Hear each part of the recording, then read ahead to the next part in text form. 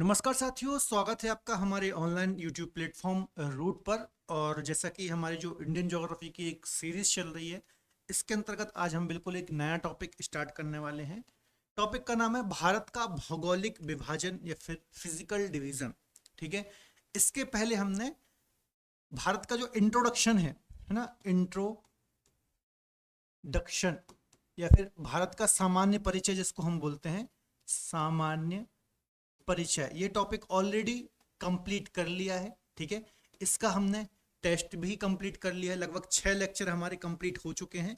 तो बहुत ही डिटेल में हमने ये टॉपिक कवर किया है, क्योंकि काफ़ी महत्वपूर्ण टॉपिक होता है किसी भी एग्जाम के दृष्टिकोण से। तो सीरीज को आप फॉलो कर लीजिए और ये सभी आप लेक्चर देख लीजिए। ठीक है। आज हम सेकंड लेक्चर स्टार्ट करेंगे, मतलब सेकंड लेक्चर नहीं होगा, सेकंड टॉपिक हम स्टार्ट करेंगे, भारत का भौगोलिक विभाजन या फिर फिजिकल डिवीजन। और एक बहुत ही बड़ा जो इंडियन ज्योग्राफी के अंतर्गत बोले, एक फिजिकल पार्ट हम डिस्कस करेंगे। बहुत ही महत्वपूर्ण टॉपिक है।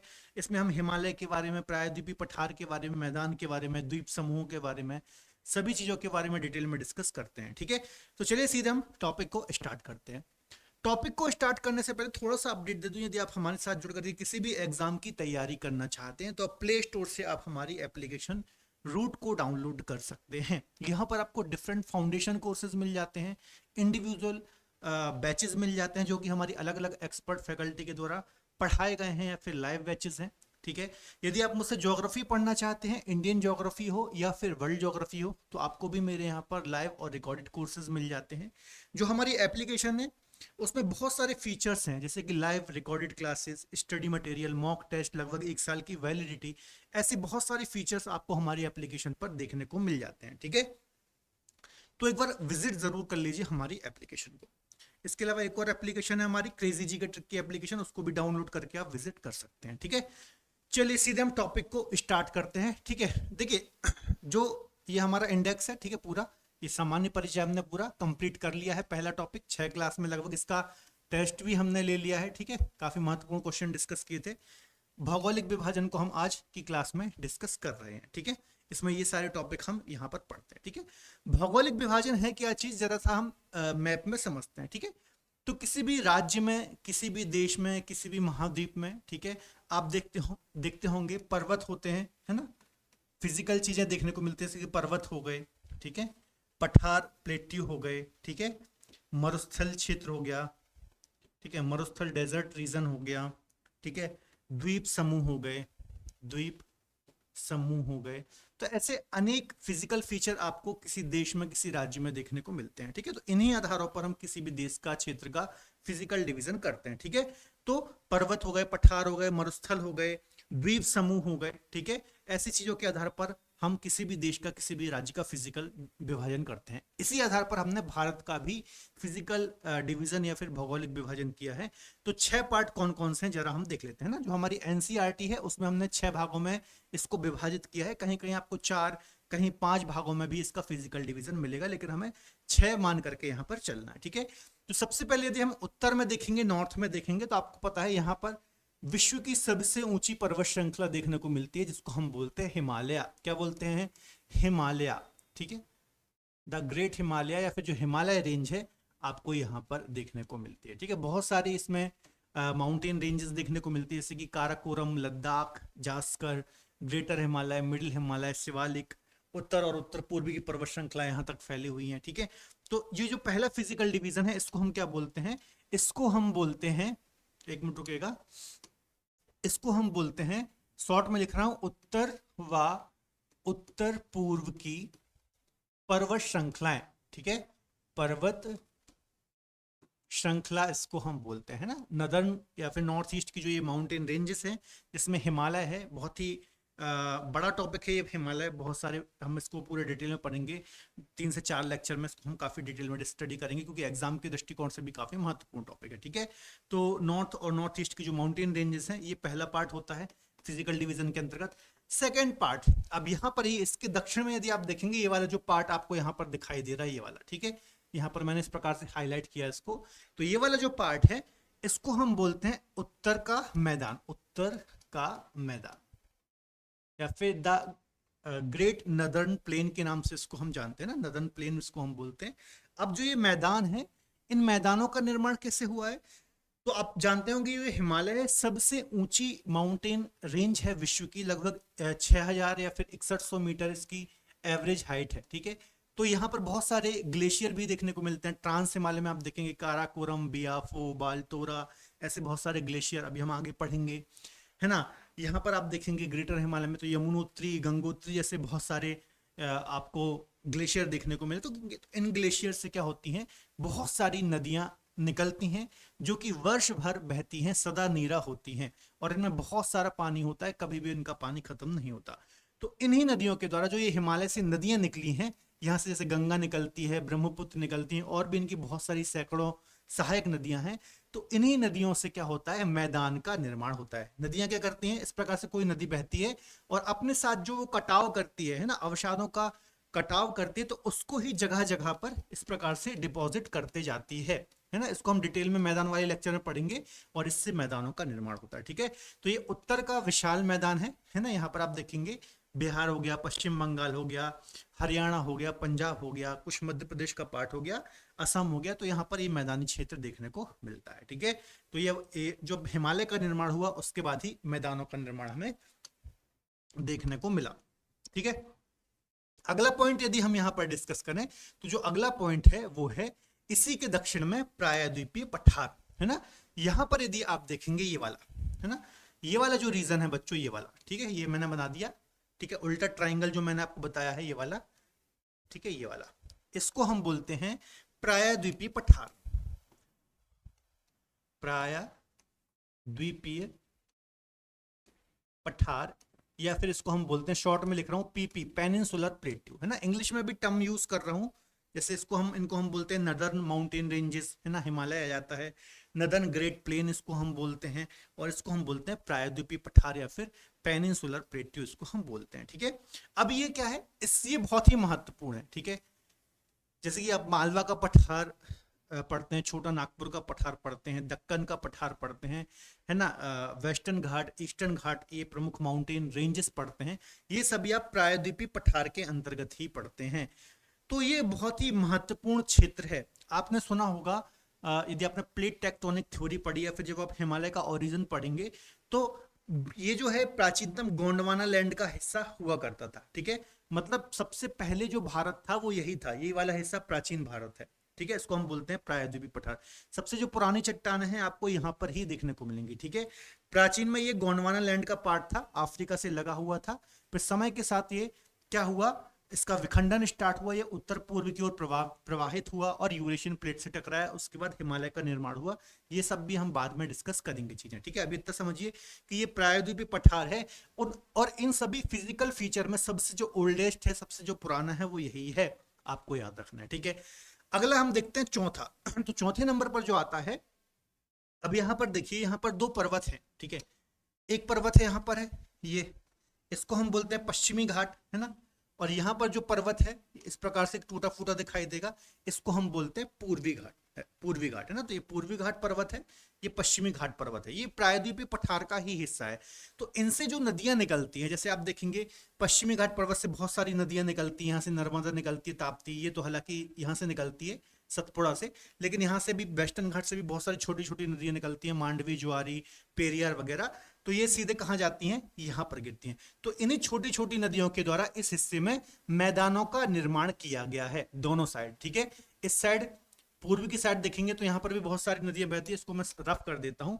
यहाँ से आप देखेंगे गोदावरी आती है, फिर कृष्णा, कावेरी, महानदी, इस प्रकार से एक रफ मैप मैंने बना दिया है।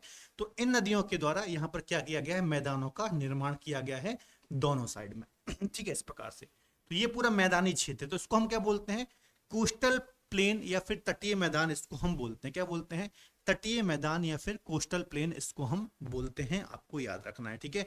तो ये सॉरी, तो ये चौथा फिजिकल डिवीजन हो गया, आपको याद रखना है ना, कोस्टल प्लेन। ये फोर्थ नंबर का हो गया, यहाँ पर रफ हो गया, कोई दिक्कत नहीं है, बाद में मैं फिर से यहाँ पर लिख दूंगा, सब चीज लिखी हुई है, ठीक है। यहाँ पे फोर्थ में लिख देता हूँ तटीय मैदान, क्या वो लिख देता हूँ, तटीय मैदान, या फिर इसको हम बोलते हैं कोस्टल प्लेन। इसके पहले क्या था, पहले नंबर पर था हिमालय, उत्तर और उत्तर पूर्व की पर्वत श्रृंखलाएं, ठीक है। दूसरा था मैदान, उत्तर का विशाल मैदान, ये शॉर्ट में मैंने लिख दिया, और तीसरा था पीपी, पेनिनसुलर प्लेट्यू, प्रायद्वीपीय पठार, चौथा हो गया तटीय मैदान। अगला यहाँ पर आप देखेंगे, ये यहाँ पर और यहाँ पर कुछ छोटे छोटे डॉट आपको दिखाई दे रहे हैं, तो ये आइलैंड्स हैं, है ना, हमारे भारत के जो प्रमुख द्वीप और द्वीप समूह हैं वो हैं। यहाँ पर अंडमान निकोबार द्वीप समूह बंगाल की खाड़ी में, और यहाँ पर आपको लक्षद्वीप दिखाई दे रहा होगा अरब सागर में, ठीक है। तो ये द्वीप और द्वीप समूह है। तो अगला फिजिकल डिवीजन यही रहेगा, द्वीप व द्वीप समूह, जिसमें हम अंडमान निकोबार और लक्षद्वीप को अध्ययन करते हैं। और लास्ट जो है, यहाँ पर आपको मरुस्थलीय प्रदेश देखने को मिलता है। तो ये छठवां जो है, ये है भारत का मरुस्थलीय प्रदेश, जिसमें हम थार मरुस्थल को स्टडी करते हैं। बात समझ में आ गई। तो ये 6 फिजिकल डिवीजन को हमें एक एक करके यहाँ पर पढ़ना है।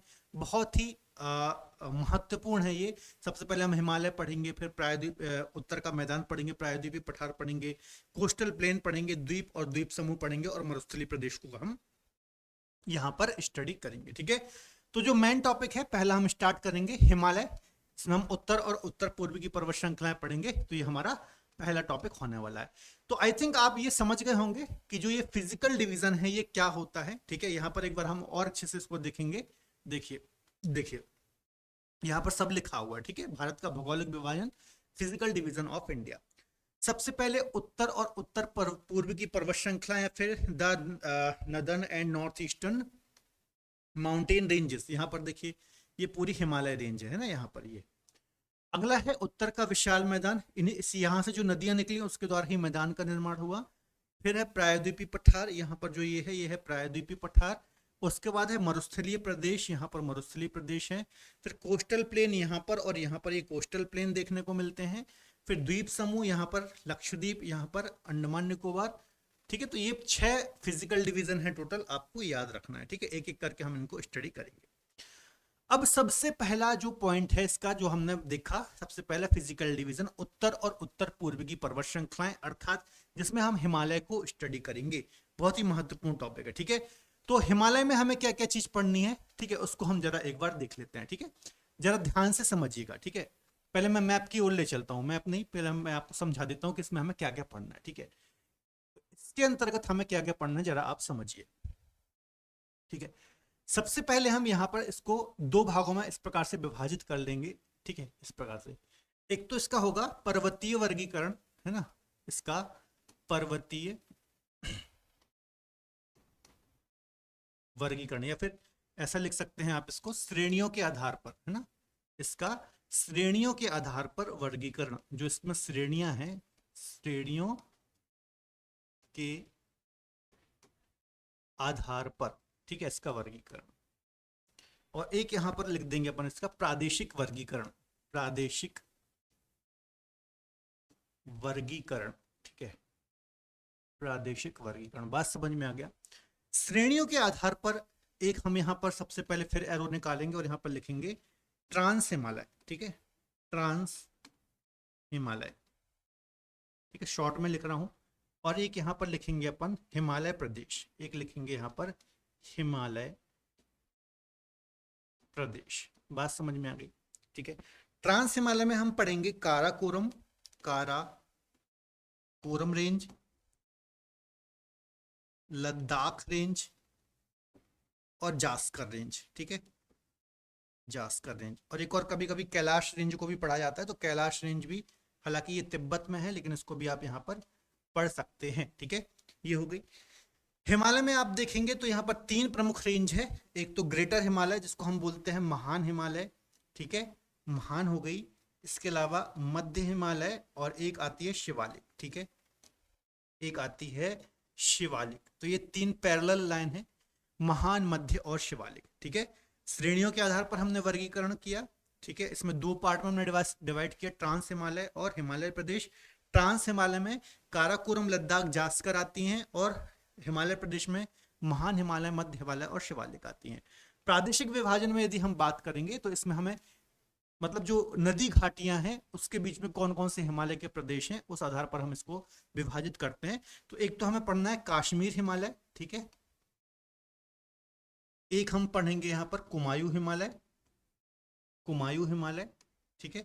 फिर एक हम पढ़ेंगे यहाँ पर नेपाल हिमालय, और फिर एक हम पढ़ेंगे यहाँ पर असम हिमालय, ठीक है, असम हिमालय। यहाँ पर सब में आपको हिमालय लगा लेना है, ठीक है। तो ये भैया पूरा हमारा जो उत्तर और उत्तर पूर्व की पर्वत श्रृंखलाएं हैं उसका वर्गीकरण है। इतनी चीजें हमें यहाँ पर पढ़नी है, ठीक है। श्रेणियों के आधार पर सबसे पहले हमें ट्रांस हिमालय पढ़ना है, फिर हिमालय प्रदेश पढ़ना है, ठीक है। ट्रांस हिमालय में हमें काराकोरम, लद्दाख, जास्कर श्रेणियों को पढ़ना है, कैलाश श्रेणियों को पढ़ना है, यहाँ पर महान, मध्य, शिवालिक को पढ़ना है। प्रादेशिक विभाजन जो नदी घाटियां होती हैं उसके आधार पर हमें कश्मीर, कुमायूं, नेपाल और असम हिमालय को पढ़ना है, ठीक है। तो इतनी चीजें हमें हिमालय में या हिमालय प्रदेश में स्टडी करनी है। उत्तर और उत्तर पूर्वी की पर्वत श्रृंखलाएं जो हमारा पहला फिजिकल डिवीजन है, तो इसके अंतर्गत हमें इतनी चीजें स्टडी करनी है, ठीक है। यहाँ पर देखिए ये श्रेणियों के आधार पर वही चीज यहाँ पर प्रिंट मतलब एनिमेशन में आपको दिखा देता हूँ। सबसे पहले ट्रांस हिमालय, मुख्य हिमालय, हाँ यहाँ पर एक चीज और छूट गई थी, ठीक है।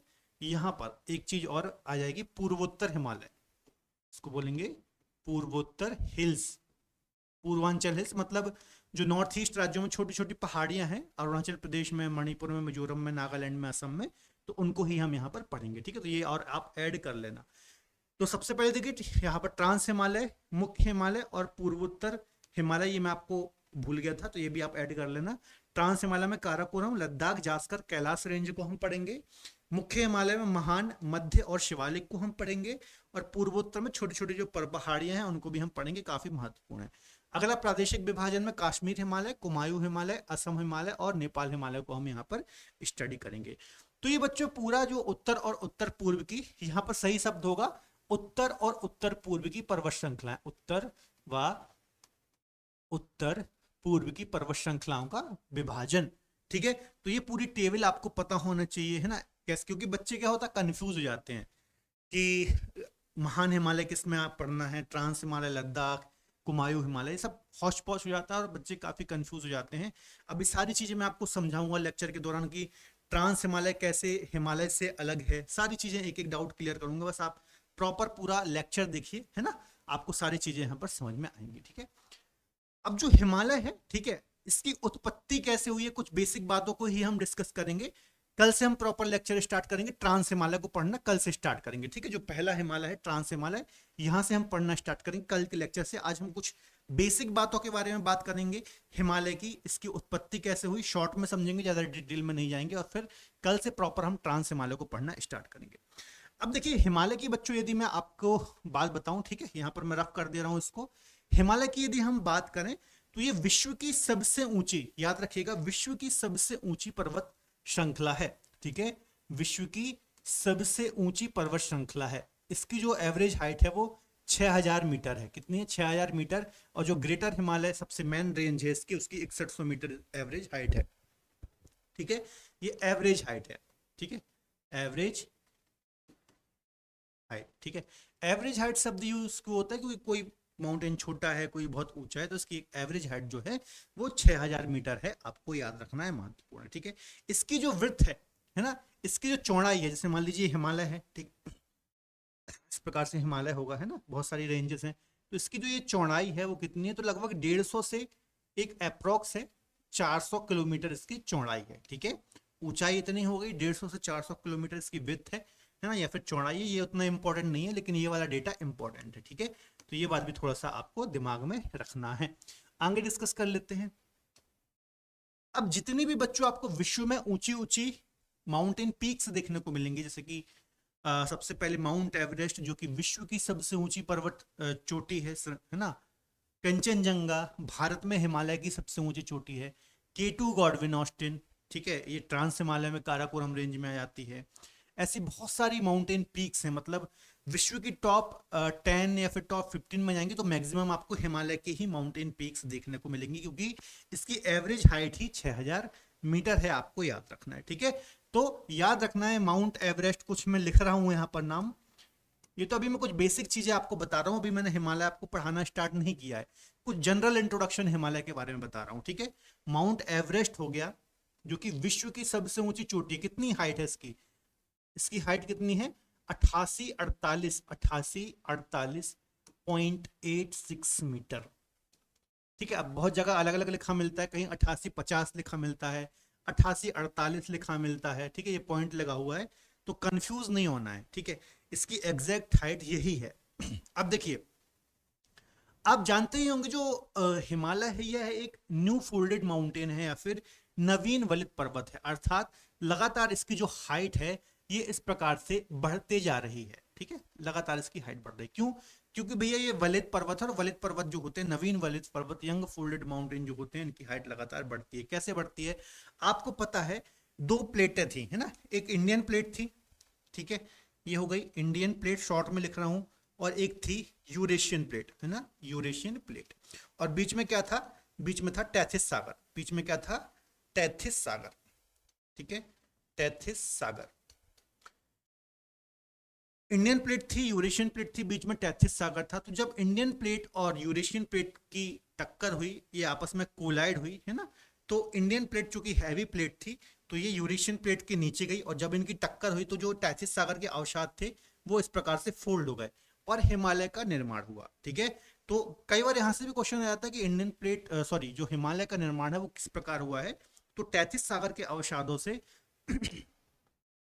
हिमालय का निर्माण हुआ है इंडियन प्लेट और यूरेशियन प्लेट की टक्कर के पश्चात। ठीक है, अब ये डिटेल वगैरह में अभी हम ज्यादा डेप्थ में नहीं जाएंगे, ठीक है, यहाँ पर, क्योंकि ये मेंस का एक हिसाब से टॉपिक होता है, लेकिन बेसिक पॉइंट जो होते हैं वो सब हम यहाँ पर डिस्कस कर लेंगे, इसके फॉर्मेशन के फॉर्मेशन वाले जो इसके पॉइंट है। ठीक है, इसके अलावा अन्य कुछ पॉइंट की यदि हम बात करें, ठीक है, तो माउंट एवरेस्ट याद रखना। इसके अलावा एक पॉइंट और बताना भूलिए कि जो चूंकि ये वलित पर्वत है तो इसकी पर ईयर लगभग 20 मिलीमीटर हाइट जो है माउंट एवरेस्ट की बोल लीजिए या फिर हिमालय की, ये लगातार बढ़ रही है ना, पर ईयर इसकी 20 मिलीमीटर हाइट बढ़ रही है। 1954 के आसपास, 1954 के आसपास जब इसकी हाइट को मेजर किया गया था, किसकी? माउंट एवरेस्ट की, तो उस समय इसकी हाइट थी 88-48, है ना, 1954 के आसपास। लेकिन अभी कुछ समय पहले 2015 में नेपाल ने चाइना के साथ इसको फिर से मेजर किया और इसकी हाइट कितनी निकल के आई? 88-48.86 मीटर, मतलब 54 से लेकर के अभी तक लगभग 0.86 मीटर जो हाइट है इसकी वो बढ़ चुकी है। ठीक है, और यदि आपको डाउट होगी सर ये हम कैसे मान लें कि टैथिस सागर के अवसाद से बना है, तो ऐसे बहुत सारे एविडेंस भी हैं, जैसे कि यहाँ की जो रॉक्स हैं, चट्टाने हैं, उसमें सागरीय जीव जंतुओं के अवसाद देखने को मिलते हैं। ठीक है, तो ऐसे बहुत सारे एविडेंस वगैरह भी हमें देखने को मिलते हैं। अगला महत्वपूर्ण पॉइंट है कि किन किन देशों में, है ना, कौन कौन सी कंट्री हैं या फिर देश हैं जहां पर हमें इसका विस्तार देखने को मिलता है। ऐसे कौन कौन से देश हैं? तो आप भारत से शुरू करते हैं। भारत हो गया, ठीक है, भारत का ही पड़ोस में तिब्बत, चीन का जो हिस्सा है, कब्जा कर रखा है चीन ने, तिब्बत हो गया या फिर चीन बोल लीजिए। नेपाल हो गया, ये तो पूर्णतः हिमालय में बसे हुए हैं। भूटान हो गया, ये भी पूर्णतः हिमालय में बसा हुआ है। म्यांमार तक इसका जो विस्तार हमें देखने को मिलता है ना, म्यांमार में इसकी जो विस्तार है उसको हम अराकान योमा के नाम से जानते हैं, सभी चीज हम पढ़ेंगे। तो इतने देश में कौन कौन से हो गए? भारत हो गया, ठीक है, कुछ हिस्सा पाकिस्तान में भी थोड़ा बहुत आता है इसका, ठीक है, भूटान हो गया, नेपाल हो गया, ठीक है, तिब्बत, ब्रैकेट में आप चीन लिख सकते हैं, ठीक है, म्यांमार, ठीक है, पाकिस्तान भी आप यहां पर लिख सकते हो। इतने देशों में बच्चों इसका विस्तार हमें देखने को मिलता है। यदि मैं राज्यों की बात करूं तो आपको इंडिया के मैप की ओर पहले ले चलता हूं ना, इंडिया का मैप देख लेते हैं हम। हाँ, ये जैसे इंडिया का मैप है ना, तो राज्यों की यदि मैं बात करूं तो यहाँ पर एक तो ये लद्दाख हो जाएगा, है ना, जम्मू कश्मीर, ये दो यूनियन टेरिटरी हो गई, है ना, यहाँ पर इसका विस्तार देखने को मिलता है। यहाँ पर आप देखेंगे हिमाचल प्रदेश, उत्तराखंड, और शिवालिक का थोड़ा बहुत विस्तार आपको यहाँ हरियाणा वगैरह में भी देखने को मिलता है, तो हरियाणा को भी आप ऐड कर सकते हैं, शिवालिक का विस्तार देखने को मिलता है। यहाँ पर हो गया ये नेपाल, ठीक है, सिक्किम, फिर यहाँ पर हो गया भूटान, फिर ये अरुणाचल, नॉर्थ ईस्ट के तो सभी राज्य जाते हैं, छोटी छोटी माउंटेन रेंजेस हमें यहाँ पर देखने को मिल जाती है। तो मेन जो राज्य है ये ऊपर के आपको याद रखना। अब यहाँ से कई बार यूपी बिहार में कंफ्यूजन करता है, तो यूपी में इसका विस्तार नहीं है, आपको याद रखना है, ठीक है। यहाँ पर उत्तराखंड तक इसका विस्तार देखने को मिलता है, नॉर्थ ईस्ट तक इसका विस्तार देखने को मिलता है, और जो मेन मेन राज्य है हिमाचल प्रदेश, उत्तराखंड, लद्दाख, जम्मू कश्मीर, अरुणाचल प्रदेश, इन राज्यों में, सिक्किम वगैरह में इसका विस्तार हमें देखने को मिलता है। तो ये सभी पॉइंट आपको याद रखना है, ठीक है। इसके अलावा हिमालय का काफी ज्यादा महत्व भी है, जैसे कि जो ऊपर साइबेरिया से, है ना, नॉर्थ पोल से जो ठंडी हवाएं आती हैं तो उसको भारत में आने से रोकता है, ठीक है, नहीं तो भारत में बहुत ज्यादा सर्दी पड़ती है यहाँ पर, ठीक है। जो यहाँ से मानसूनी पवनें आती हैं जिससे वर्षा होती है हमारे यहाँ पर, ठीक है, तो इसको रोकता है। और भारत में जो ज्यादा वर्षा होती है, नहीं तो क्या होता है, ये मानसूनी पवनें सीधे पार कर जाती है, हिमालय नहीं होता, तो इनको रोकता है ना, यहाँ से टकरा के ये पवनें वापस आती है और यहाँ पर वर्षा करती हैं। तो महत्व में भी इनको हम डिस्कस करेंगे। आज हम बेसिक बातों के बारे में चर्चा कर रहे हैं, ठीक है, तो ज्यादा हम किसी भी चीज को डिटेल में डिस्कस नहीं करेंगे। इन सभी पॉइंट को एक एक करके हम डेप्थ में यहाँ पर पढ़ेंगे, तो ये सारी चीजें आपको याद रखनी है, महत्वपूर्ण है, ठीक है। तो आई थिंक आपको कुछ बेसिक चीजों के बारे में समझ में आया होगा हिमालय से संबंधित। थोड़ा सा हम इसका ओरिजिन के संबंध में थोड़ा सा और कुछ चीजें डिस्कस कर लेते हैं, ठीक है। ये सभी मैंने आपको बता दिया। जैसे देखिए, जो इसका ओरिजिन हुआ है बच्चों, कैसे हुआ, ये देखिए इंडियन प्लेट है ना, ये इंडियन प्लेट है और ये यूरेशियन प्लेट है, ठीक है। आपको पता होगा आज से करीब 25 करोड़ वर्ष पहले, ठीक है, 25 करोड़ वर्ष पहले क्या था, जो हमारा पृथ्वी है ना, खाली स्लाइड में चलते हैं, जो हमारी पृथ्वी है, ठीक है, इसमें एक ही इस प्रकार से कॉन्टिनेंट हुआ करता था जिसको हम बोलते थे पेंजिया। क्या बोलते थे? पेंजिया। ये 25 करोड़ वर्ष पहले की बात है, ये कई बार हम लेक्चर में डिस्कस कर चुके हैं, ठीक है। फिर क्या हुआ, समय के साथ ये टूटना स्टार्ट हुआ, है ना, इसमें बीच से दरार पड़ी और ये दो भागों में टूटा। इसको बोला गया अंगारा लैंड। क्या बोला गया? अंगारा लैंड, ठीक है। और इसको बोला गया गोंडवाना लैंड, गोंडवाना लैंड, ठीक है। अब ये टूटा कैसे, ये आपके मन में क्वेश्चन आता है। तो हालांकि बहुत जल्दी मैं कोशिश करूंगा, हमारी क्रेजी जी के ट्रिक का जो यूट्यूब चैनल है उस पर प्लेट टेक्टोनिक की पूरी एक सीरीज स्टार्ट करूं, ताकि बहुत ही डिटेल में, क्योंकि ये एक ऐसा टॉपिक है, 5-10 मिनट में आपको बता दूं पूरा प्लेट टेक्टोनिक संभव नहीं है ना। तो इस पर हम लगभग 7-8-9 जितने भी लेक्चर इसके बनेंगे बहुत ही डिटेल में, क्योंकि प्लेट टेक्टोनिक भी बहुत सारी थ्योरी के मिश्रण से बना हुआ है ना, तो सारी चीजें हमें समझना आवश्यक है। तो हम कोशिश करेंगे पूरी एक सीरीज स्टार्ट करें, लेकिन अभी शॉर्ट में आपको समझा देता हूं कि ये टूटती कैसे हैं प्लेटें, और प्लेटें क्या हैं। प्लेटें ऐसा समझ लीजिए कि जो आप महाद्वीप देखते हैं, ऑस्ट्रेलिया, एशिया, है ना, बड़े बड़े जो भूखंड आप हमारी पृथ्वी पर देखते हैं, तो ये क्या हो रहे हैं, फ्लोट कर रहे हैं। फ्लोट कैसे कर रहे हैं, जरा एक मैप की ओर आपको लेके चलता हूं। जैसे देखिए, ये हमारी पृथ्वी का, मान लीजिए हमारी पृथ्वी है गोल, उसमें से हमने एक तोड़ा, जैसे आप सेब खाते हैं ना, सेब खाते हैं तो उसमें से आपने एक काट के ऐसा एक टुकड़ा निकाल लिया, उसी प्रकार से पृथ्वी से हमने इस प्रकार से एक टुकड़ा निकाल लिया, ठीक है। त्रिज्या कितनी है? 6300 समथिंग 78 त्रिज्या है हमारी, ठीक है। तो इस पृथ्वी में ऊपर का जो पार्ट है जिसको हम बोलते हैं लिथोस्फीयर, ठीक है, लिथोस्फीयर। क्या बोलते हैं? लिथोस्फीयर, ठीक है, लिथोस्फीयर इसको हम बोलते हैं। ये किससे बना है? ये क्रस्ट से बना है, ठीक है, ये क्रस्ट से बना है, प्लस अपर मेंटल, ऊपरी मेंटल का ऊपरी जो लेयर है, ऊपरी मेंटल की ऊपरी लेयर से बना है। तो इनको संयुक्त रूप से बोला जाता है लिथोस्फीयर, और इसको ही कहा जाता है प्लेट, ठीक है, इसको ही कहा जाता है प्लेट। अब ये प्लेट क्या होती है, इसे मान लीजिए ये है ना, ये हो गया क्रस्ट, ठीक है, और ये ऊपरी मेंटल की ऊपरी लेयर, ठीक है, ऊपरी मेंटल की ऊपरी लेयर, और ये हो गया क्रस्ट, ठीक है। तो इसको ही हम बोलते हैं लिथोस्फीयर, और इसको ही हम बोलते हैं प्लेट, ठीक है। अब इसके अंदर क्या है, ये जो मेंटल वाला नीचे वाला भाग है, ये वाला यदि मैं इस प्रकार से बना दूं तो ये है ना, यहां पर क्या है, ये दुर्बलता मंडल है, ये दुर्बल मंडल या फिर दुर्बलता मंडल है, एस्थेनोस्फीयर इसको हम बोलते हैं। और यहां पर क्या भरा हुआ है, यहां पर लावा भरा हुआ है, यहां पर लावा भरा हुआ है, जो कि प्लास्टिक फॉर्म में है, प्लास्टिक फॉर्म में है या फिर अर्ध तरल अवस्था में है ना, मतलब ऐसा समझिए जैसे शहद होता है ना, शहद गाढ़ा, उस प्रकार से ये लावा भरा हुआ है, ठीक है। अब इसी लावा के ऊपर ये बहुत सारी प्लेटें इस प्रकार से टुकड़ों में है। अब ये प्लेटें ऐसे समझिए जैसे कि अलग अलग कॉन्टिनेंट, एक नॉर्थ अमेरिका कॉन्टिनेंट है, एक साउथ अमेरिका कॉन्टिनेंट है ना, ऑस्ट्रेलिया है, हमारा एशिया है, अफ्रीका है, और महासागर भी जो होते हैं, प्रशांत महासागर, अटलांटिक महासागर, ये भी प्लेट पर ही स्थित है। अटलांटिक तो नहीं है, प्रशांत हो गया। तो ये सभी जो है ये मूवमेंट करते हैं, बहुत स्लो मूवमेंट इनका होता है, लेकिन ये मूवमेंट करते हैं, ठीक है। अब क्या होता है, कुछ प्लेटें आपस में टक्कर करती हैं, कुछ प्लेटें आपस में टकराएंगी, कुछ प्लेटें एक दूसरे से दूर जाएंगी, है ना, और कुछ प्लेटें क्या होंगी, घर्षण करते हुए अपोजिट डायरेक्शन में मूव करेंगे। तो ये 3 प्रकार से प्लेटों का मूवमेंट होता है। इसको हम बोलते हैं प्लेटों का अभिसरण, जब प्लेटें टक्कर होती हैं, जैसे कि हिमालय का निर्माण हुआ। जब प्लेटें दूर जाती हैं तो रिज का निर्माण होता है, जैसे कि अटलांटिक ओशन के अंतर्गत एक बहुत लंबी पर्वत श्रृंखला आपको समुद्र के अंदर देखने को मिलेगी, उसको हम रिज बोलते हैं, है ना। और एक होता है संदक्षी प्लेट किनारा, इसको हम बोलते हैं अपसरण, और इसको हम बोलते हैं संदक्षी प्लेट किनारा से मतलब कुछ निर्माण तो नहीं होता पर भूकंप वगैरह हमें देखने को मिलते हैं। ठीक है, तो इसी प्रकार से क्या हुआ, ये मान लीजिए इंडियन प्लेट है और ये क्या है, ये यूरेशियन प्लेट है। जब ये दोनों कोलाइड हुई, बीच में टैथिस सागर था, जब ये भिड़ी तो इसी के अवसाद हिमालय के रूप में खड़े हो गए, और इस प्रकार से, ठीक है, इंडियन प्लेट, यूरेशियन प्लेट्स, ये टैथिस सागर के अवसाद थे, इस प्रकार से हिमालय के रूप में खड़े हो गए, और इस प्रकार से किसी भी वलित पर्वत का निर्माण होता है। आप एंडीज की बात कर लीजिए, जो कि साउथ अमेरिकी कॉन्टिनेंट में है, वो भी साउथ अमेरिकी प्लेट और पैसिफिक प्लेट की टक्कर के पश्चात बना है। जो वेस्टर्न कार्डिलेरा है नॉर्थ अमेरिकी कॉन्टिनेंट में, वो भी नॉर्थ अमेरिकी प्लेट और पैसिफिक प्लेट की टक्कर से बना है।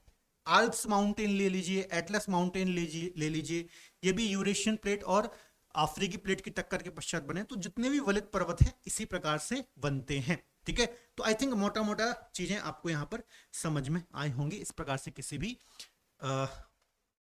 भी वलित पर्वत का निर्माण होता है। अब देखिए हिमालय कैसे निर्मित हुआ, आप यहाँ पर मैंने यहाँ पर वीडियो चलाया, इससे जरा देख लीजिए। इस प्रकार से ये खंडित हुए थे, है ना, जो भी मैंने बताया, प्लेटें टूटना स्टार्ट हुई, तो इस प्रकार से प्लेटें टूटती हैं और मूवमेंट करती हैं। ये हमारा भारत है, ये हमारे इंडिया का मूवमेंट हुआ, और ये यहाँ पर ऊपर की ओर प्रवाहित हुआ। यहाँ पर ये टैथिस सागर है बीच में, है ना, टैथिस सागर है, ये सिकुड़ना स्टार्ट हुआ।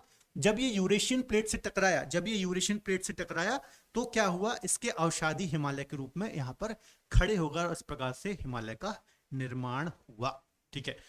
तो इस प्रकार से हिमालय निर्मित हुआ है। तो कुछ बेसिक बातों के बारे में हमने हिमालय के बारे में डिस्कस किया है। नेक्स्ट लेक्चर से हम प्रॉपर ट्रांस हिमालय को पढ़ना स्टार्ट करेंगे, है ना, मतलब मेन क्लास हमारी इसकी नेक्स्ट लेक्चर से स्टार्ट होगी। आज कुछ बेसिक बातों के बारे में हमने डिस्कस किया है। आई थिंक आपको चीजें समझ में आई होंगी। जो भी आज हमने पढ़ा है, 3-4 क्वेश्चन मैं आपको यहाँ पर डिस्कस करा देता हूँ, ठीक है। चलिए, जैसे देखिए एक क्वेश्चन है, हिमालय की उत्पत्ति किस भूसंनति से हुई है। भूसंनति मतलब एक जियोसिंक्लाइन थ्योरी भी है ना, हिमालय की उत्पत्ति के संबंध में 2 थ्योरी है। एक तो जियोसिंक्लाइन थ्योरी, जिसको हम कोवर का भूसंनति सिद्धांत बोलते हैं, और एक प्लेट टेक्टोनिक थ्योरी है।